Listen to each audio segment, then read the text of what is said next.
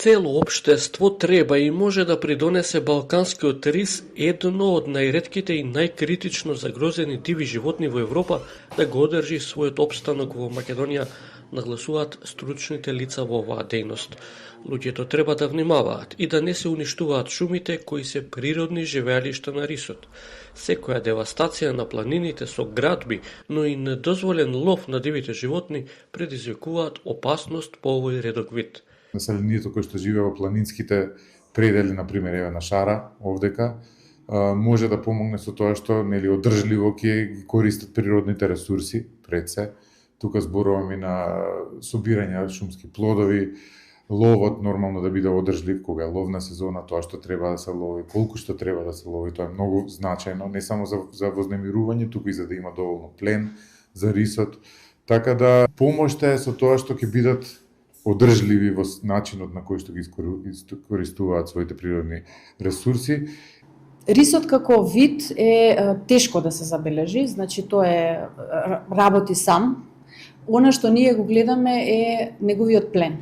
Дивокозата, срната, како главни видови кои што се негов плен, и ја пратиме нивната популација.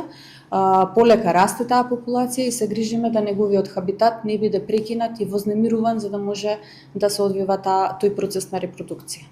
На планините пред се во западниот дел од државата се проценува дека има околу 40 единки.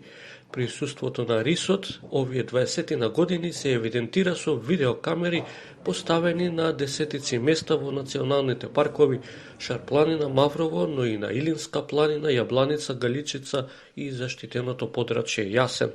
Што значи дека рисот во Западна Македонија го има.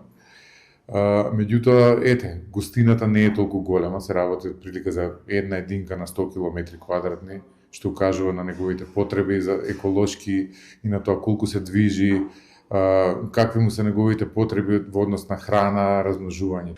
Минатата 2024 година ренџерската служба на Националниот парк Шарпланина со камера го лоцираше рисот на локацијата Долна Лешница. Горди сме на таа работа, продолживме и оваа година, меѓутоа за жал оваа година не успеавме да го фатиме на камера.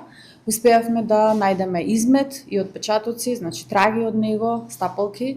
Македонското еколошко друштво уште од 2006, веќе 2 децении, спроведува голем број активности во насока на заштита во рамки на програмата за закрепнување на балканскиот рис.